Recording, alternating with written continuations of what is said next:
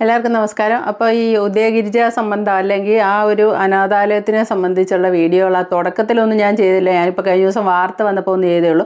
അന്നൊക്കെ ചെയ്യാതിരുന്നതിൻ്റെ കാരണം എന്താണെന്ന് വെച്ചാൽ അതൊരു ഓൾഡ് ഏജ് ഹോമും ചിൽഡ്രൻസ് ഹോമും ഒക്കെ ആയിട്ടുള്ള ഒരു സംഭവമാണ്. നമ്മളായിട്ടൊന്നും പറഞ്ഞൊരു വിഷയം ഉണ്ടാക്കരുത് അങ്ങനെയൊന്നും ആലോചിച്ചുകൊണ്ടാണ് ചെയ്യായിരുന്നത്.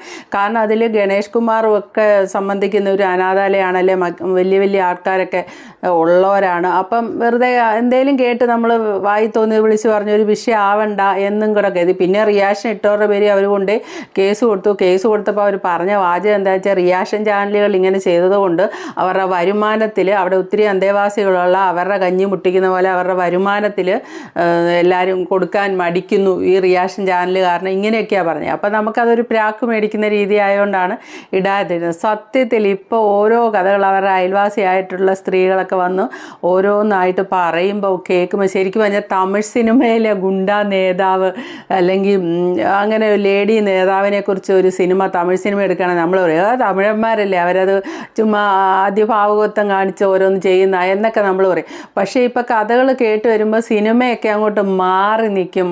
അത്ര വലിയ അനാശാസ്യമുണ്ട്, ഗുണ്ടായിസമുണ്ട്, പണം തട്ടിപ്പുണ്ട്, പീഡനമുണ്ട്, ഇനി ഇല്ലാത്ത ഒന്നുമില്ല. എല്ലാത്തിൻ്റെ നേതാവായിട്ട് ഈ ഒരു സ്ത്രീയാണുള്ളത്. ഈ സ്ത്രീയെ പറ്റി പറയുന്നത് ശരിക്കും സിനിമയിലൊക്കെ കാണുന്ന പോലെ ഒരു ജീപ്പേ വന്നിറങ്ങുക, കുറേ പരിവാരങ്ങളുമായിട്ട് വരിക, എന്നിട്ട് ശരിക്കും സിനിമാക്കാർ പോലും ഇതെടുത്താൽ ശരിയാവുന്നില്ല. അതുപോലെ ആൾക്കാരെ മർദ്ദിക്കുക, പിന്നെ കിട്ടുന്ന പൈസയ്ക്ക് മുഴുവൻ സ്ഥലം എല്ലാ അവിടങ്ങളിൽ മൊത്തം മേടിച്ചിടുക, പിന്നെ കുട്ടികൾ ആരെങ്കിലും ചെറിയ തെറ്റ് ചെയ്യുന്നതിന് കുട്ടികളെ ശിക്ഷിച്ച കുട്ടികളുടെ പ്രൈവറ്റ് പാർട്സിൽ മുളക് പൊടി വിതറുക, അതിൻ്റെ കൂടെ ഇപ്പുറത്ത് പീഡനം, അത് ഒളിച്ചു വെച്ചിട്ട് കാരുണ്യവതിയായ അമ്മ അനാഥാലയത്തിൽ വളർന്ന കുട്ടിയെ സ്വന്തം മകന് വേണ്ടി കല്യാണം കഴിപ്പിച്ച് കൊടുക്കുക. എൻ്റെ പൊന്നോ, സിനിമാക്കാരൊന്നും ഇതുവരെ എടുത്തിട്ടുണ്ടാവും തോന്നില്ല. അത്ര അധോലോക നായികയായിട്ടാണ് ഇപ്പം കേൾക്കുന്നത്. തെളിവോടുകൂടിയാണ് അയൽവാസിയായ സ്ത്രീ അവർ യൂട്യൂബ് ചാനൽ തുടങ്ങി അതിൻ്റെ അകത്ത് വന്ന് എല്ലാ കാര്യങ്ങളും പറയുന്നുണ്ട്. അതിൻ്റെ പേരിൽ ഇവർ കൊണ്ട് എന്ത് കേസ് കൊടുത്താലും അവർ തെളിവ് നിരത്തിക്കോളാം, അല്ലെ അതിന് മറുപടി പറഞ്ഞോളാം എന്നവർ ധൈര്യത്തോടു കൂടിയാണ് അവരിപ്പോൾ വന്ന് പറയുന്നത്. അപ്പോൾ ഇന്നലെ അവരിട്ട വീഡിയോയുടെ കുറച്ച് ഭാഗങ്ങൾ കാണിക്കാം. 12 മണിയായപ്പോൾ ഭയങ്കര ബഹളവും ബഹളവും കേട്ട് ഞങ്ങൾ ആകെ പേടിച്ചു. എന്നാന്ന് പറഞ്ഞിട്ട് ഞങ്ങൾ പെട്ടെന്ന് ചെന്ന് കതക് തുറന്ന് നോക്കിയപ്പോൾ കാണുന്ന കാഴ്ച, ഈ ചേച്ചിയെ ഈ പറഞ്ഞ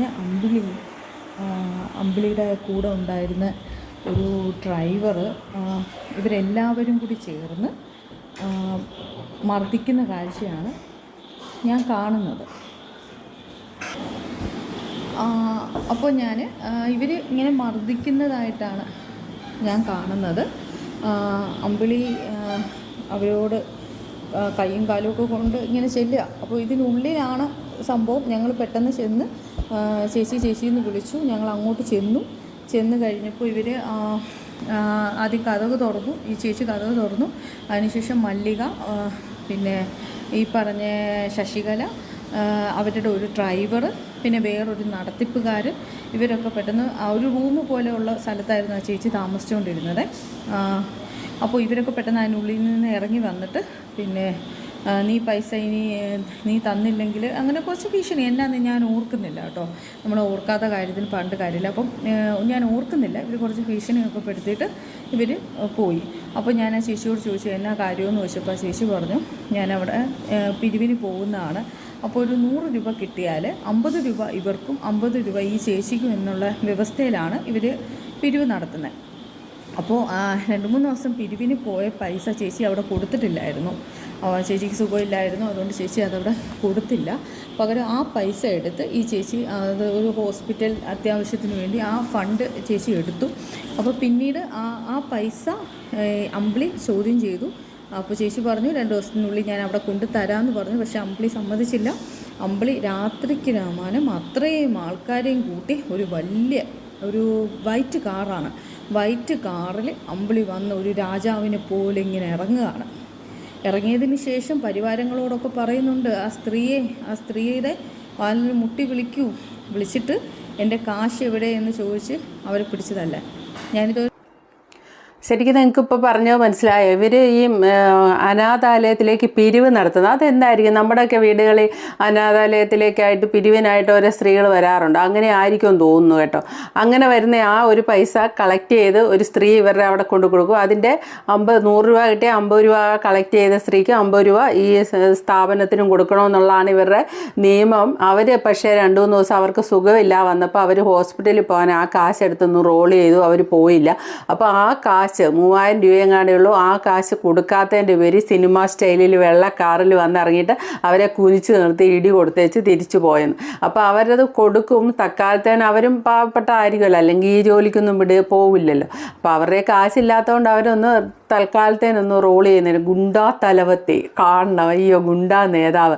ഈ എന്താണ് ഉദയഗിരിജ എന്നുള്ള പേര് കേട്ടപ്പോൾ നല്ല മാസ് നെയിം അല്ലേ? ഞാനത് ഓർത്തായിരുന്നേ. അങ്ങനെയൊക്കെ പേരിടുമോ പഴയ കാലത്ത്? ഇവരുടെ പ്രായം വെച്ച് ആ പ്രായത്തിലുള്ളവർക്ക് അങ്ങനെയൊക്കെ പേരിടുമോ? കേൾക്കാൻ നല്ല പവറുണ്ട്, നല്ല രസമുണ്ടല്ലോ എന്നൊക്കെ ഞാൻ മനസ്സിൽ ഓർത്തു. സത്യം പറഞ്ഞാൽ അവരുടെ പേരതല്ല. അവരുടെ പേര് അമ്പിളി എന്നാണ്. അവരുടെ ചേച്ചിയുടെ പേര് മല്ലിക എന്നാണ്. അത് കോമൺ നെയിമാണ്. അമ്പിളി മല്ലികയൊക്കെ നമ്മൾ ചെറുപ്പം തൊട്ട് കേൾക്കുന്ന കോമൺ നെയിം. ഇത് ഡാഡി ഗിരിജ എന്നൊക്കെ പറയുന്ന പോലെ ഉദയഗിരിജ, അങ്ങനെ ഒരു പേര് സത്യത്തിൽ ഇങ്ങനെ ഇട്ടല്ലോ എന്നൊക്കെ ആ കാലത്ത് ഇട്ടല്ലോ എന്നൊക്കെ ഞാൻ മനസ്സിൽ ഓർത്തായിരുന്നു കേട്ടോ ഫസ്റ്റിലെ കേട്ടപ്പോൾ. ഇപ്പം ശരിക്കും ആ പേരിന് യോജിക്കുന്ന പോലെയാണ് അവർ ജീവിക്കുന്നത്. ഡാഡി ഗിരിജ അതേപോലെയാണ്. റൗഡീസം ഇങ്ങനെ കിട്ടിയ പൈസയ്ക്കും അവിടെ ഈ അനാഥാലയം എന്ന് കേട്ടാൽ പിന്നെ കമന്നടിച്ച് വീണുകൊണ്ട് കാശ് കൊടുക്കുന്ന കുറേ ആൾക്കാർ വിദേശികളുണ്ട് കേട്ടോ. നമ്മുടെ വിദേശികളായിട്ട് കേരളം വിട്ടുപോയ പിന്നെ കേരളത്തിനോട് വളരെയധികം സ്നേഹം പുലർത്തുന്ന പ്രവാസികളുണ്ട്. അവർക്കിവിടെ എന്തെങ്കിലും കേട്ടാൽ അപ്പം തന്നെ അവരുടെ കയ്യിലുള്ളത് മൊത്തം കൊടുക്കാനുണ്ട്. നമുക്കറിയാം കൊറോണ സമയത്ത് ഇവിടെ ദുബായിൽ നിന്നും അവിടെ നിന്ന് ഇവിടുന്നും ഒക്കെ പിന്നീട് വന്ന ഡ്രസ്സുകളോ അല്ലെ അതുപോലത്തെ ഇതൊന്നും ഇവിടെ വേസ്റ്റായിട്ട് കിടക്കുകയായിരുന്നു. ഒരു സ്കൂളിലും ഒക്കെ ഇങ്ങനെ കെട്ടിക്കിടക്കുകയായിരുന്നു. അതുപോലെ വേസ്റ്റ് ആയിരുന്നു. അതുപോലെയാണ് വന്നത്. കാരണം ആ ഒരു പ്രവാസികൾക്ക് അങ്ങനെ ഒരു മനസ്സാണ്. അപ്പം ഈ അനാഥാലയങ്ങളിലൊക്കെ ഇങ്ങനെ പണം വന്ന് കെട്ടുകണക്കിന് വരുന്നുണ്ട്. ഇവരതെടുത്ത് സ്വന്തമായിട്ടുള്ള പേര് സ്ഥലമൊക്കെ മേടിച്ചിട്ടുണ്ടെന്നാണ് ഇവർ പറയുന്നത്. പിന്നെ ഇനി ഇവരുടെ ജീവിതകഥ പറയുന്നുണ്ട്. അനിലെന്നോ മറ്റോ പറയുന്ന ഒരു ഓട്ടോറിക്ഷ ഡ്രൈവറുടെ വൈഫാണ്. ഒരു സാധാരണയായ ഒരു ഫാമിലി. ഇവരും ഇവരുടെ ചേച്ചിയും കൂടെ ഇതേപോലെ ഈ അനാഥാലയത്തിലെ ഏതോ ഇതാണോന്നറിയില്ല, അനാഥാലയത്തിലേക്ക് പിരിവ് നടത്തുന്ന സ്ത്രീകളായിരുന്നു. എന്നിട്ട് ആ സ്ഥാപനം ഇവർ സ്വന്തമാക്കിയെങ്കിൽ ഇവരുടെ മിടുക്ക് എങ്ങനെയാണല്ലേ? അങ്ങനെയാണെങ്കിൽ ഈ സ്ഥാപനത്തിലേക്ക് പിരിവ് നടത്താൻ വന്ന ഒരു സ്ത്രീയാണ് എന്നൊക്കെയാണ് സോഷ്യൽ മീഡിയ എന്നിപ്പോൾ കേട്ടത്. എന്നിട്ടാണ് ആ സ്ഥാപനം അവർ സിനിമാ കഥയെ വലുത് അനുഭവ കഥ കേട്ടോ. സമ്മതിക്കണം, ഒരാളുടെ കഴിവും ഒരാളുടെ പവറും. നല്ല വഴിക്കല്ലേലും ഇപ്പം കൂടത്തായി ജോളി, സരിത, സ്വപ്ന ഇങ്ങനത്തെ സ്ത്രീകളുടെ വഴികൾ അവർ നല്ല വഴിക്കും ഒന്നുമല്ല, പെണ്ണൊരുമ്പെട്ടാൽ എന്നുള്ള ഒരു രീതി തന്നെയാണ്. പക്ഷേ അതിൻ്റെയൊക്കെ റേഞ്ച് നമ്മൾ നോക്കുമ്പോൾ ആണുങ്ങൾ ചെയ്യുന്നതിനെക്കാട്ടും റേഞ്ച് വളരെ കൂടുതലാകട്ടോ. ആരോ എന്നോ പെണ്ണൊരുമ്പെട്ട ഇന്ദ്രനും ചന്ദ്രനും തടയാൻ പറ്റില്ലെന്ന് അങ്ങനെ എന്തോ ഒരു ഡയലോഗില്ലേ, അത് വളരെ കറക്റ്റാകട്ടോ. ഉരുമ്പെട്ട് ഇറങ്ങിയ അയ്യോ നമ്മൾ ഞെട്ടിപ്പോകുന്ന കഥയാണ് പിന്നീട് അങ്ങോട്ട് കേൾക്കുന്നത്. അപ്പോൾ ഇവരുടെ ആദ്യകാല കഥ പറയുന്നുണ്ട്. ഓട്ടോറിക്ഷ ഡ്രൈവറുടെ ഭാര്യയായിരുന്നു ഇങ്ങനെ ഇത് നടത്തിക്കൊണ്ടിരിക്കുന്നു. ഇവരെ കാണാനൊക്കെ ഭംഗിയുള്ളതുകൊണ്ട് ആരാധകർ ഇഷ്ടം പോലെ ചിലപ്പോൾ കാണും. അതിലൊരാളുമായിട്ട് പ്രണയത്തിലാകുകയും ആ പ്രണയബന്ധം ഹസ്ബൻഡ് അറിയാം. ഹസ്ബൻഡ് അത് ചോദ്യം ചെയ്യുകയും ചെയ്തതിൻ്റെ പുറത്ത് കാമുകൻ ഹസ്ബൻഡിനെ കുത്തി കൊല്ലുന്നു. എന്നിട്ട് അത് അവിടെ അന്നത്തെ കാലത്ത് വളരെ വാർത്തയായതാണ്. അപ്പം നിങ്ങൾ മനസ്സിലാകണം, ഇതിനകത്തൊരു കൊലപാതകം നടന്നു. കൊലപാതകം നടത്തിയ ആൾ എവിടെ പോയി? ജയിലിലായിരിക്കും ഉറപ്പല്ലേ. അപ്പോൾ കാമുകൻ ജയിലിലായി. അപ്പോൾ ആ കാമുകൻ്റെ ഗ്യാപ്പ് വരുന്നു. കാമുകൻ്റെ ഗ്യാപ്പ് ഫില്ല് ചെയ്യാൻ വേറൊരു കാമുകൻ വേണ്ടേ? വേറൊരു കാമുകൻ 19 വയസ്സുള്ള ഒരു പയ്യനാണ് കടന്നു വന്നത്. ആ പയ്യനുമായിട്ട് സ്നേഹമായിട്ടിരുന്നുണ്ട്. അവസാനം അവനെ തേച്ച് കഴിഞ്ഞ് വേറെ ബന്ധങ്ങളിങ്ങനെ ഉയരത്തി പോവല്ലേ. അപ്പോൾ അവനെ തേച്ച് കഴിഞ്ഞപ്പോൾ അവൻ നേരെ കെട്ടിത്തൂങ്ങി ചത്തു. അവൻ ചത്തതിൻ്റെ പുറത്ത് ഇവരുടെ പേരിൽ ഇപ്പോഴും അവിടെ കേസ് അവൻ എഴുതി വെച്ചിട്ടെങ്ങാണ്ടാണ് ചത്തുപോയത്. അപ്പോൾ ഇപ്പോഴും അവരുടെ കേസുണ്ട്. അപ്പോൾ ആ ജീവിതയാത്ര നിങ്ങളൊന്ന് ശ്രദ്ധിച്ച്, എവിടെയെങ്കിലും മനസാക്ഷിയുടെ ഒരു കണിയല്ലേ ഇങ്ങനെ വെട്ടിപ്പിടിക്കണമെങ്കിൽ മനസാക്ഷിയൊന്നും വെച്ചിട്ട് കാര്യമില്ല. നേർക്ക് നേരെ വരുന്ന തടസ്സങ്ങളെല്ലാം വെട്ടി വീഴ്ത്തുക എന്നുള്ളതാണ്, അതേ പറ്റുള്ളൂ. അതാണ് ചെയ്തു പോന്നിരിക്കുന്നത്. എന്നിട്ട് ശരിക്കും ഒരു മാസ്ക് എടുത്ത് അങ്ങോട്ട് അണിഞ്ഞു. കാരുണ്യവതിയായ അമ്മ, മാതൃകയായ അമ്മ, എന്തൊക്കെയാ സമാധാനത്തിൻ്റെ പ്രതീകം, ഇങ്ങനെയുള്ള ഒരു അമ്മയുടെ മാസ്കും എടുത്ത് അങ്ങോട്ട് അണിഞ്ഞു. ഭർത്താവില്ലാതെ മക്കളെ വളർത്തുകയും അതോടൊപ്പം അനാഥാലയം കൊണ്ട് നടക്കുകയും ചെയ്യുന്ന ഒരു മാതൃവനിത. എല്ലാവർക്കും ഇൻസ്പിറേഷൻ ആകുന്നൊരു മാതൃവനിത. മറു സൈഡിൽ നമ്മൾ സിനിമ, ഞാൻ പറയുന്നതല്ല, ഒന്നുമല്ല, അത്രയും മോശമായ ഒരവസ്ഥയും ഒരു ബാക്ക്ഗ്രൗണ്ടും നിൽക്കുന്നു, ഇപ്പോഴും നിലനിൽക്കുന്നു. അപ്പോൾ ഇവരുടെ കാര്യം പറയുന്നത് കേൾക്കാം. അപ്പോൾ ഈ പറഞ്ഞ അനി എന്ന് പറഞ്ഞ ചേട്ടൻ മരിച്ചതിന് ശേഷം, അപ്പോൾ ഈ അനി എന്ന ചേട്ടൻ മരിക്കുന്ന ആ ടൈമിൽ ഇവർ ഒരു സ്ഥാപനത്തിൽ, ഇതുപോലൊരു ട്രസ്റ്റിൽ പിരിവിന് പോകുന്ന ഒരു വ്യക്തിയായിരുന്നു ഈ പറഞ്ഞ മല്ലികയും അമ്പിളിയും ഒക്കെ. അപ്പോൾ ആ ടൈമിൽ ഇവർക്ക് സ്വന്തമായിട്ട് സ്ഥാപനം ഒന്നുമില്ല. അപ്പോൾ ഈ പറഞ്ഞ അനി എന്ന് പറഞ്ഞ ആ ചേട്ടൻ മരിച്ചതിന് ശേഷമാണ് ഇവർ സ്വന്തമായിട്ടൊരു സ്ഥാപനം, അതും 2-3 വർഷം കഴിഞ്ഞതിന് ശേഷമാണ് ഒരു സ്ഥാപനം തുടങ്ങുന്നത്. അപ്പോൾ ഈ 2-3 വർഷം എനിക്ക് കൃത്യമായിട്ട് അറിയില്ല, എന്തായാലും ആ ചേട്ടൻ മരിക്കുമ്പോൾ ഇവർക്ക് ഈ സ്ഥാപനമൊന്നുമില്ല. അപ്പോൾ ഈ സ്ഥാപനം തുടങ്ങിയതിന് ശേഷം ഇവർ എന്താ പറയുക, അപ്പോൾ ഇവരൊരു വീഡിയോയിൽ പറയുന്ന കേട്ടു, ഇദ്ദേഹമാണ് ഈ സ്ഥാപനം സ്ഥാപിച്ചതെന്നോ അങ്ങനെ എന്തോ അദ്ദേഹത്തിൻ്റെ ആഗ്രഹമായിരുന്നു. ആ ടൈമിൽ അന്നന്ന് കൊണ്ടുവന്ന് നിത്യവൃത്തി കഴിഞ്ഞുകൊണ്ടിരുന്ന ഇവർ എങ്ങനെയാണ് ഈ അനി എന്ന് പറഞ്ഞ ഈ ചേട്ടൻ ഇവരോട് പറയുന്നത്, എനിക്ക് നാളെ ഒരു സ്ഥാപനം തുടങ്ങുമ്പോൾ നീ എൻ്റെ അതിലേക്ക് വെക്കണം, അല്ലെങ്കിൽ എൻ്റെ ആഗ്രഹമാണ് എന്ന്. അതൊന്നും ഒരിക്കലും ഇവർ പറയുന്നത് ഒരിക്കലും വിശ്വസിക്കാൻ പറ്റില്ല. പിന്നെ സ്ഥാപകൻ എന്ന് പറയുന്നുണ്ട്. സ്ഥാപകൻ എന്ന് പറയുമ്പോൾ ആ സ്ഥാപനം തുടങ്ങിയതിന് ശേഷമുള്ള ഒരു കാര്യമാണല്ലോ. അപ്പം ഈ സ്ഥാപനം തുടങ്ങിയതിന് ശേഷം ഈ പുള്ളി ജീവനോടില്ല, അതിനു മുമ്പ് ഈ പുള്ളി മരിച്ചു. പിന്നെ എങ്ങനെയാണ് ഈ സ്ഥാപനം തുടങ്ങാൻ ഈ പുള്ളി അവിടെ വരുന്നതെന്ന് എനിക്ക് അറിഞ്ഞുകൂടാ. രണ്ടാമത്തെ കാര്യം, ഈ പുള്ളി കുത്തുകൊണ്ടാണ് മരിച്ചത്. ഏകദേശം കൃത്യമായിട്ട് പറഞ്ഞാൽ പത്തനാപുരം ടൗണിൽ കുത്തുകൊണ്ട് മരിച്ചു വീഴുകയായിരുന്നു. അപ്പോൾ ഇതിന് മുമ്പ് ഒരാഴ്ച മുമ്പ് ഈ സ്ത്രീയും ഈ വേറൊരു പുരുഷൻ അയാളെപ്പോൾ ഈ സ്ത്രീയുടെ കൂടെ കാണാറുണ്ടായിരുന്നു. പിന്നെ ഈ ആളും കൂടി കല്ലുംകടവ് എന്ന സ്ഥലത്ത് വെച്ച് ഒരു ഇഷ്യൂസ് ഉണ്ടായി. അപ്പോൾ ഈ അനി എന്ന് പറഞ്ഞ ഈ ചേട്ടൻ ഈ സ്ത്രീയെ തല്ലുകയും ഭയങ്കര വഴക്കൊക്കെ ഉണ്ടാകുകയും ചീത്ത വിളിക്കുകയൊക്കെ ചെയ്യുന്നു. അപ്പോൾ ഞങ്ങൾ ആ ടൈമിൽ അതുവഴി ഓട്ടോയിൽ പോയിക്കൊണ്ടിരുന്നപ്പോൾ ഞാൻ കണ്ട കാഴ്ചയാണ് ഞാൻ പറഞ്ഞത്. അപ്പോൾ അതിനുശേഷം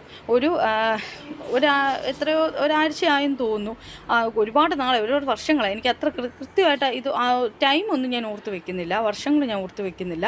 അപ്പോൾ ആ ഒരു ടൈമിൽ അത് കഴിഞ്ഞ് കുറച്ച് നാളായതേ ഉള്ളൂ ഈ ചേട്ടൻ പത്തനാപുരത്ത് വെച്ച് കുത്തുകൊണ്ട് മരിക്കുന്നത്.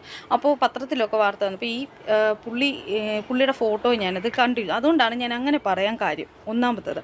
രണ്ടാമത്, ഈ പറഞ്ഞ ഗിരിജ സത്യം പറഞ്ഞാൽ ഒരു 3 സെൻറ്റ് സ്ഥലം പോലും അത്രയും ഉണ്ടെന്ന് പറയാൻ പറ്റില്ല, അത്രയും അങ്ങനെ പറഞ്ഞോളൂ, ശരി, 3 സെൻറ്റ് സ്ഥലം ഒരു വീടും ഉണ്ടെന്ന് പറയാം. അപ്പോൾ അത് മാത്രമുള്ള സാമ്പത്തിക സ്ഥിതിയുള്ള ഈ പറഞ്ഞ ഗിരിജ എങ്ങനെയാണ് സ്വന്തമായിട്ടൊരു സ്ഥാപനം തുടങ്ങുന്നത്? അതും പോട്ടെ, ഇപ്പോൾ അവർക്ക് എത്ര വസ്തുക്കളുണ്ടെന്നറിയാവോ? എത്ര വസ്തുക്കൾ അവരുടെ പേരിൽ അവർ സ്ഥാപനം തുടങ്ങുന്നെങ്കിൽ ആ ചാരിറ്റിയുടെ പേരിലായിരിക്കണം അവർ വാങ്ങിക്കാൻ. ആ ചാരിറ്റി എന്നുള്ളത് അവർ ആ ചാരിറ്റിയുടെ പേരിൽ വാങ്ങിച്ചിട്ട് അവരവിടെ ഒരു സ്ഥാപനം തുടങ്ങി. ഇത് അവരുടെ പേരിലാണ് അവർ വാങ്ങിച്ചിരിക്കുന്നത്. അതും പോരാഞ്ഞിട്ട് അവർ പലയിടങ്ങളിലും വീടും വസ്തുവും വാങ്ങിച്ചു കൂട്ടി. പത്തനാപുരത്ത് തന്നെ 2-3 ഇടങ്ങളിൽ അവർക്ക് വീടുകളുണ്ട്. അത് തെളിവ് സഹിതം ഞാനത് പ്രൂവ് ചെയ്യാം. ഇനി വരുന്ന വീഡിയോയിൽ ഞാനത് പ്രൂവ് ചെയ്യാം. അനി എന്ന് പറയുന്ന ഇവരുടെ ഹസ്ബൻഡാണ് കേട്ടോ. അമ്പിളി എന്ന് പറയുന്നത് ഗിരിജയുടെ ഉദയഗിരിജയുടെ ഹസ്ബൻഡാണ്. അപ്പോൾ ഒരു വടിക്ക് 2 പക്ഷി എന്ന് പറയും. അതായത് എന്താണെന്ന് വെച്ചാൽ കാമുകനെ ഇവരെയും കൂടെ ഓട്ടോറിക്ഷ പിടിക്കുന്നു, ഇവരെ എടുത്തിട്ട് തല്ലുന്നു. അനി എന്ന് പറഞ്ഞ ഹസ്ബൻഡ് എടുത്തിട്ട് തല്ലുന്നതിൻ്റെ ഫലമായിട്ട് 2 ദിവസം കഴിഞ്ഞിട്ടാണെന്ന് തോന്നുന്നു ആ കാമുകൻ പ്രതികാരത്തിന് അനിയെ കുത്തിക്കൊല്ലുന്നു. അപ്പോൾ ഒരു വടിക്ക് 2 പക്ഷി. ഹസ്ബൻഡ് നീങ്ങി കിട്ടി, കാമുകന് നീങ്ങി കിട്ടി. നേരെ നിന്നപ്പോൾ ഹസ്ബൻഡ് എന്ന ശല്യമേ ഒഴിവായി. കാമുകൻ നേരെ അകത്തേക്കും പോയി. അപ്പോൾ അവിടെ ഒരു ഗ്യാപ്പ് വരുന്നു, 6 ഗ്യാപ്പ്, ഒരു കാമുകൻ്റെ ഗ്യാപ്പ് കിട്ടുന്നു. അപ്പം തന്നെ പുതിയ ഒരാളെ സെലക്ട് ചെയ്യുന്നു. അതായത് 19 വയസ്സുള്ള ഇച്ചിരി ചെറുപ്പം ആയിക്കോട്ടെ എന്ന് വിചാരിച്ച് കാണും അല്ലേ. ആ ചെറുപ്പക്കാരനെ കണ്ടുപിടിക്കുന്നത്. അപ്പോൾ അതൊന്ന് കേൾക്കാം. ഞാൻ പറഞ്ഞത്, ഈ ഗിരിജ എന്ന് പറഞ്ഞ വ്യക്തി വളരെ മോശ സ്വഭാവമുള്ളൊരു സ്ത്രീയാണെന്ന് എനിക്ക് നല്ലവണ്ണം ഉറപ്പുണ്ടെങ്കിൽ നല്ലവണ്ണം അറിയാം. അതുമാത്രമല്ല, ഞങ്ങളുടെ നാട്ടിൽ ഒരു പയ്യനുണ്ടായിരുന്നു, ബൈജു എങ്ങാണ്ടാണ് അവൻ്റെ പേര്, ബിജു. അപ്പോൾ അവൻ തൂങ്ങി മരിച്ചു 19-ാം വയസ്സിൽ. തൂങ്ങി മരിച്ചപ്പോൾ അത് ഈ അമ്പിളി കാരണമാണെന്നും പറഞ്ഞ് ആ നാട്ടിൽ ഒരു വലിയ ഫ്ലെക്സൊക്കെ വെച്ച് പോലീസ് കേസായി. പത്തനാപുരം പോലീസ് സ്റ്റേഷനിലാണ് കേസൊക്കെ ആയി, ഭയങ്കര പ്രക്ഷോഭമായി.